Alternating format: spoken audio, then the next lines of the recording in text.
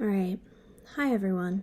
I received so much love and support after my last video, and I know it's been quite a few months since that. It's pretty hard for me to talk about these things, but I was kind of feeling like I should move forward chronologically in terms of making the videos about the different treatment facilities I was at. So, it's time. The next one I was at is Wingate Wilderness Therapy. I was there from I think July 15th, somewhere that week, to October 5th, 2015. So I have my little notes here, so I kind of stay on track and I don't get too, sidetracked, because I can ramble for a long time telling stories about these places. So, ideally, I'm going to keep the video under 15 minutes, but I also really want to, I don't know, share everything that I feel like I need to get out and share with the world about this. So, yeah, so let me hold my little notes up here. So, yeah, about July 15, October 5th. So, for those of you who noticed the date that this is uploaded, it's October 5th today, and I'm having a pretty hard time. So I'm a functional person now. I haven't been in a mental health facility since I became an adult, and I'm in college and living on my own, and things are going really well in terms of all that. The problem is the PTSD. So I'm having a hard time today because it's a traumaversary, as I call it, so I figured I'd make the video and talk a little bit about it. So when I got to Wilderness, first of all, I didn't know I was going to be there until the night before. I thought I was going back to my previous facility, and then my parents called and they were like, actually, you're going to a wilderness program, and I freaked out. So from the start, I was really nervous. I got there. I decided when I got there, I was going to give it my all. So I was really committed. I was motivated. I remember talking when they were fitting me for clothes and everything. I was like, we're going to do this. I'm so excited. I'm going to become a healthy person, be committed this time. And so that was really good. The problem is it was such an environment shock, such just a shock to my system that I pretty quickly shut down. So the first day, I only ended up hiking half a mile, and I could barely even do that. The pack was so heavy. I always say it felt like it weighed 85 pounds. Realistically, it was at least, I think, 40 pounds, which is very heavy. I was a bit overweight as well at the time and had never really had to experience physical exertion like that, and it was a lot. So I completely shut down. I wouldn't hike. I said, I was like, I'm just going to sit here. And they were like, well, you can sit here all day long. We had somebody sit here for 27 days. And eventually they gave up. No one gets out. I remember that. So basically every weekday we'd hike anywhere from, I wrote little notes because I knew I'd forget, half a mile to over 10 miles a day. My longest hike was 15 miles. We got lost. So if you're a suicide risk or run risk there, they do this thing at night where they tarp you in, which is where they put it's like a big blue, crinkle tarp, and they put it over you, and then they, over your sleeping bag, and then on either side they put a 5-gallon thing of water. So you're tarped in, and it makes a lot of noise if you move. I couldn't move, so I had a lot of panic attacks about that, and it wasn't really great. So that was a thing. Also, okay, so because I started to panic, I went back to my old coping mechanisms of self-harm, and so I was scratching myself, trying to cut myself, and they responded with a very violent, physically painful restraint where they hold you and force your hands to go towards your wrists like that, which can also often result in spraining or breaking wrists, which I have had happen to several people that I've known, which is very unfortunate. I remember one of the initial staff that was there when I came in, his name was Caleb, and he was such a really genuinely kind guy. He wanted to, he was one of those people that worked for a facility because he wanted to help kids, he genuinely wanted to help. And I remember when he was restraining me, he was crying. He was crying, and I was crying because it hurt really bad, and he was just like, I'm so sorry, I don't know how else to stop you from hurting yourself, this is what they taught us. And yeah, that was tough, and I'm sure it was tough for him too. I could tell, he really cared. there were also some staff that were more than happy to violently, physically restrain students. So yeah, so the in addition to that, the staff were also underqualified. For example, when I left, they offered me a job if I wanted to come back when I was, I think 21. Yeah, they were like, if you're 21 and you want to come work for us, like, you got a job here. I was like, a lot of the people, so basically you have to have a driver's license. They're supposed to certify people in CPR as well, but I remember the, I don't know if it's the official way that they say they do things, but I know only one staff member was typically qualified for CPR.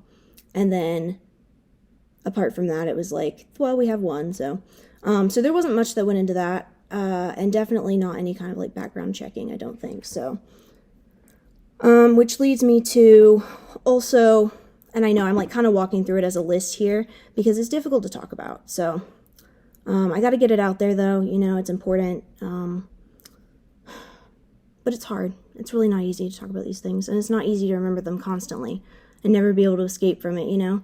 It's like, I really wish I could just kind of live, but I can't. So anyway, onwards.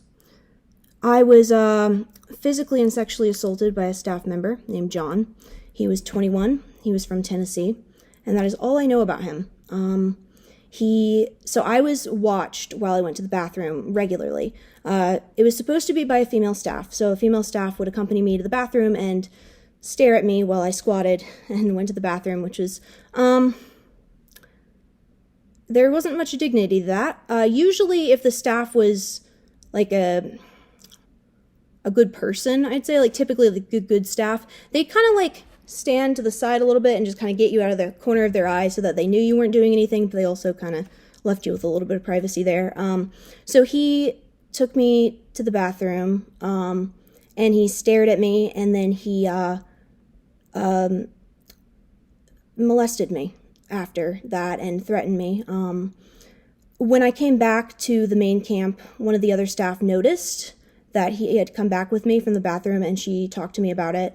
And she was like, he's not supposed to be alone with you. And I was like, I was really terrified to say anything, and I was just really upset.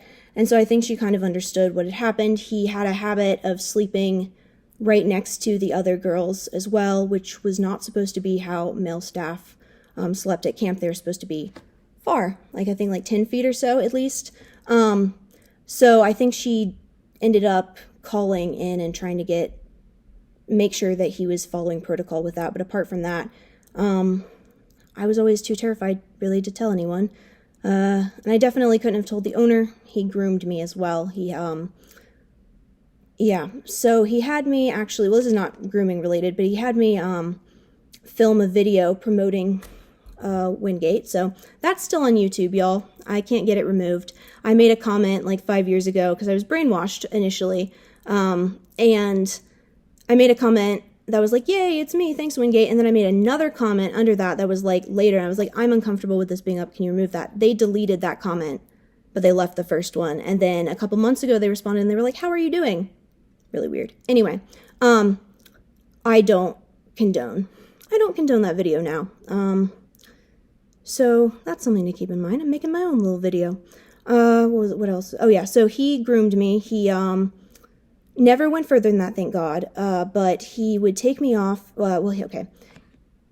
he would come to our, group, yeah, and he went off with me alone a couple of times, and he had me sit on his lap, and he held my hand, and like, it was really, really creepy, and definitely not professional, definitely went beyond boundaries of what's acceptable,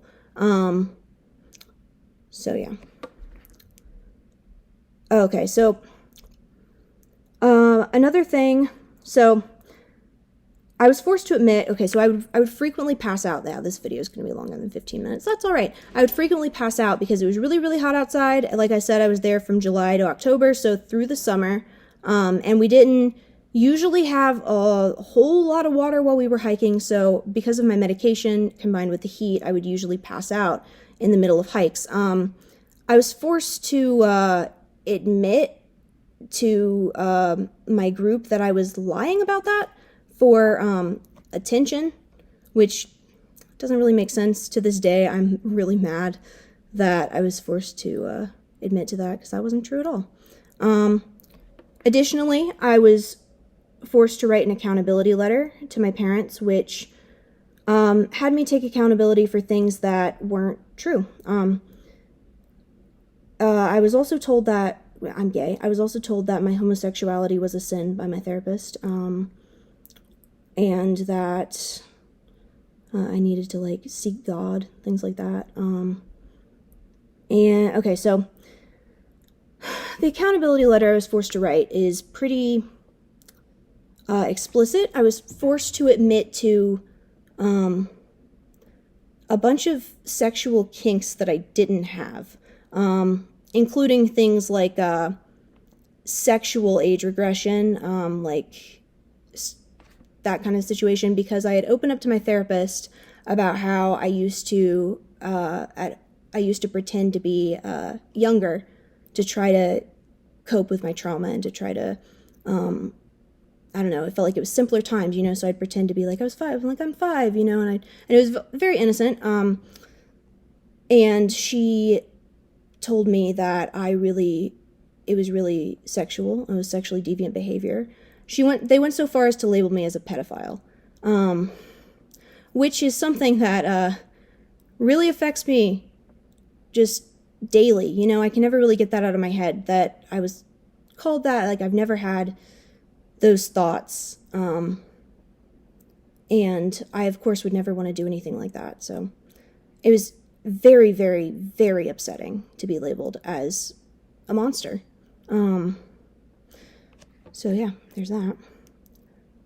Additionally, okay, so in terms of just the basic wilderness experience, at this place, Wingate, we got 2 sets of clothes. We got 1 set of clothes per week. So we had 8 pairs of underwear. So that's separate.